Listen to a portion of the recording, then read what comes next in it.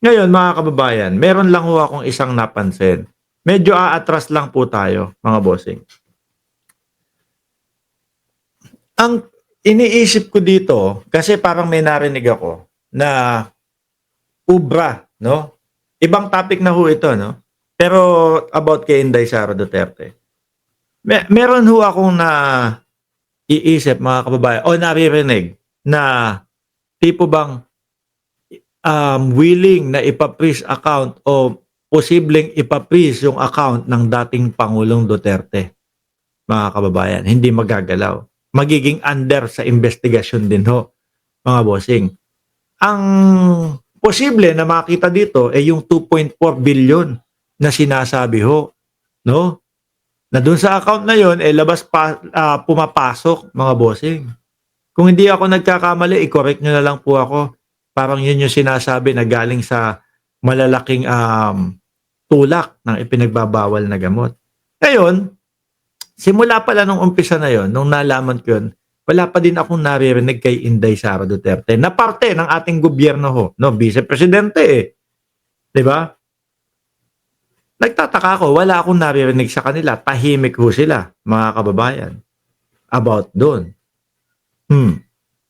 At alam ko si Inday Sara Duterte eh nabanggit din yung pangalan doon. Wala, hindi sila sumasagot po doon, mga bossing. So ngayon, sabi ko, sigaw sila ng sigaw ng transparency. Sigaw sila ng sigaw kay Pangulong Bongbong Marcos, magnanakaw ka, ilatag mo itong mga ganito, ganyan.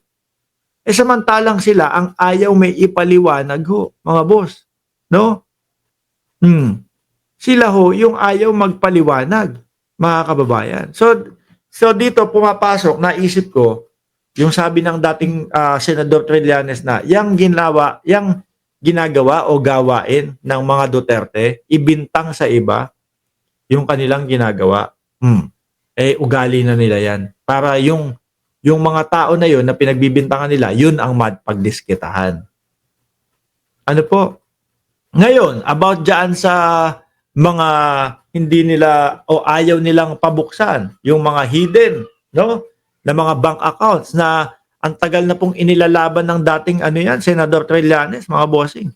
Duterte, o buksan na natin, o pirmahan mo na yung waiver para mabuksan na yung account na yan. Haba na po. Ang ginawa nila dating-dati ho, para lang ho masabi sa taong bayan, eto, papakita namin kung ano yung account na yan. No? Ginawa nila, sila, account balance. Account balance. Ano po yun? Yung tipo bang ipapakita mo kung magkano yung laman. Yung account balance ho, mga bossing, yung tipo bang yung total nung kung magkano yung laman. Kasi napakadali ho yun eh. Ang gusto ni dating Senador Trillanes, mga bossing, bank statement, kabuuan po nung nilalaman, transaksyon nung bangko na yon. Lahat po yun. No? Eto, 20 ganito, like mag-example lang tayo, 2014 may pumasok na 2 billion piso sa account na ito. 2014, inilabas, inilipat sa account na ganito, yung 2 billion, etc., etc. Ngayon mga kababayan, hindi po yun yung ipinakita nila. Hindi po kabuuan ng bank statement. Hindi po yung talagang kumpletos rekados na maipapaliwanag ano ang nangyayari dyan sa bank account na yan. Ano ang pumapasok at ano ang lumalabas. Hindi yun. Sa total lang sila. Ito po yung total. Like example, 26,000 pesos o 1 million pesos lang po ang total. Kaya hindi po totoo yung sinasabi ni dating Senador Trillanes na 2 bilyones na pumapasok dyan. O 2.4 billion na etc. dyan. Tahimik po, no? Si BP Sara dyan. Mga bossing, hindi po nila ipinapaliwanag dyan.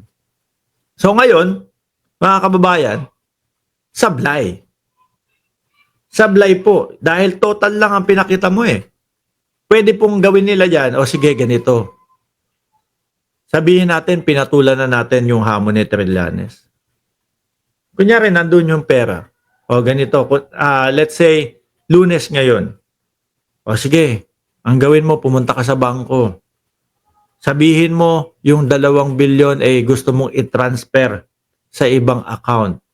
Di ba? Kunyari, ang laman ng pera na yon, 2 billion, 2.4 million and 26,000.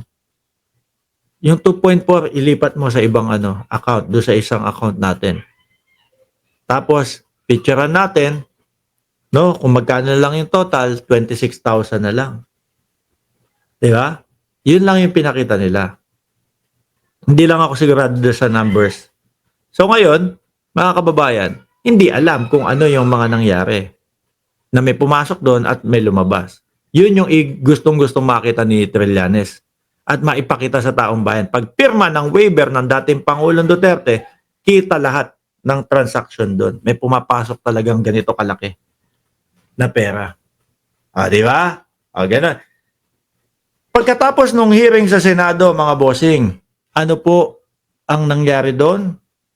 Sa umpisa, sabi ng dating Pangulo, sige, magpirma na tayo ng waiver, etc. Akala ko siguro nila, nakalimutan na po. Si JJ Suarez, biglang nagsalita, dating Pangulo, ready na po ba tayong pirmahan yung yung waiver? Medyo uminit ng ulo ng dating Pangulo doon. Nahawakan po yung mikropono. Gumanon, di ba? Kasi sabi niya, anong kapalit? Anong kapalit? Yung umpisa pa lang, medyo sabi, sige, ganito, pirma natin yan. Pero nung narinig, pinaalala ulit sa kanya, pwede na po ba natin pirmahan? Biglang uminit yung ulo. Anong kapalit? Sampaling ko siya sa harap ng publiko?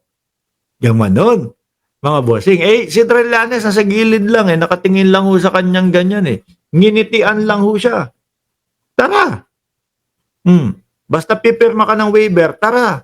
Ganon, mga kababayan. Uminit na. So, to cut the story short, mga bossing, walang pirmahan na nangyari. Kinabukasan, nag-live sila Panelo. Nag-live po si Panelo. Kausap ang dating Pangulong Duterte. Dating Pangulo, ano po ba yung plano nyo? Kakasuhan nyo po ba ng libel si Trillanes? Oo, kakasuhan. Kung marirealize nyo po, hanggang ngayon, wala pa ding kaso na ikinasok kay Trillanes na libel. Bakit ho? Baka sumablay sila. Kapag kinasuhan natin si Trillanes, ang posibleng mangyari dyan, sasabihin sa atin ng judge, di ba ang kinasunod, libel, sinisiraan kayo ni Trillanes sa walang katotohanan na may laman na ganitong kalaki yung pera, may pumapasok na ganyan transaksyon. O para mapatunayan natin, o para magkaalaman na talagang sinisiraan lang kayo ni Trillanes, o sige, kailangan natin buksan yung bank account. Yari. Di ba? Kung ako, mga bossing, doon sa bank account na yun, wala akong itinatago, o wala akong malaking pera na sinasabi, baka ko pa baka pagkasabi pa lang ho ni Trillanes, hindi na, wag na tayo magpirma ng waiver, tara sumama ka sa akin sa bangko, humingi tayo ng bank statement. O kinabukasan, balik tayo, ibibigay yan. O baka sa Pilipinas, 3 araw. Ganun katapang. About sa bank statement ho, mga bossing. Kaso wala, hanggang dulo. Mukhang hanggang huling yugto ng buhay ng ating dating Pangulo, hindi na po pipirmahan yan at hindi hahayaan na mabuksan po. Tahimik sila BP Sara dito. Pero ang lagi nilang sinisigaw, nasan yung transparency dito sa gobyerno ni Bongbong Marcos? O di ho ba? O di ho ba? Si Pangulong Bongbong Marcos, kasama po yung mga taga-gobyerno, ipinapaliwanag ho nila. O ganito, ganyan, wala ho talaga kami anomalyang ginagawa. Pinapaliwanag with matching ebidensya.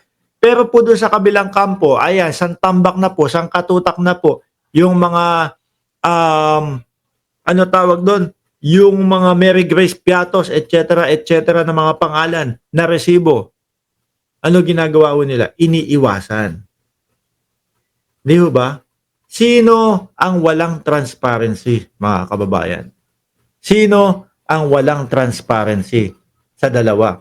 Yung nagpapaliwanag lagi kapag may ini-issue sila na fake news, or yung meron ng kumpletong mga mga resibo, iniiwasan nila ipaliwanag ngayon. Pero tingin ko ho, mga Boss Chief Amos, pagdating po ng impeachment trial, mukhang malabo po nilang maiwasan yan. At isa po yan sa talagang inirereklamo sa kanila.